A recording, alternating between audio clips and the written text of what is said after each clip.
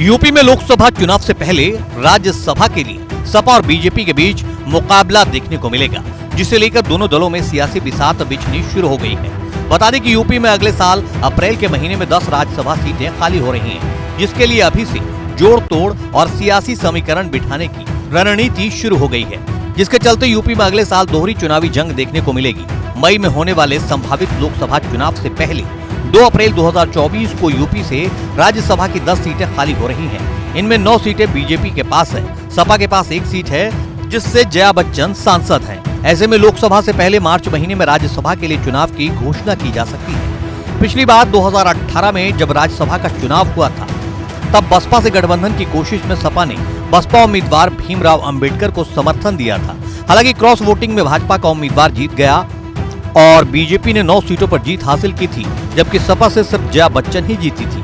बता दें कि यूपी विधानसभा चुनाव 2022 के बाद अब सियासी समीकरण बदल गया है। ऐसे में भाजपा के लिए सभी सीटों को बचाना मुश्किल होगा, जबकि सपा के पास राज्यसभा में अपनी संख्या बढ़ाने का मौका होगा। विधानसभा में मौजूदा सदस्य संख्या के हिसाब से एक प्रत्याशी को जिताने के लिए 37 वोटों की जरूरत होगी।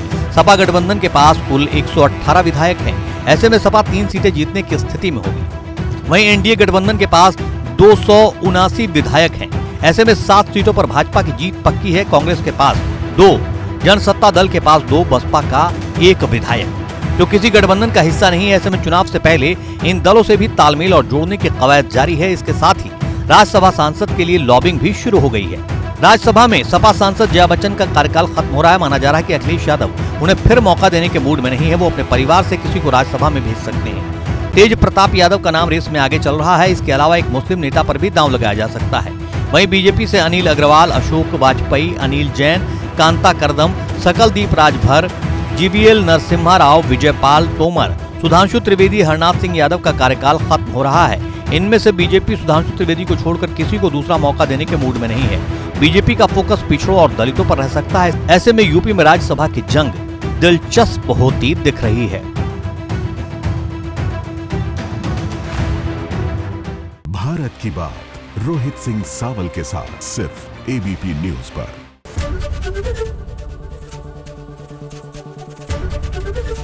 एबीपी गंगा, खबर आपकी, जुबान आपकी।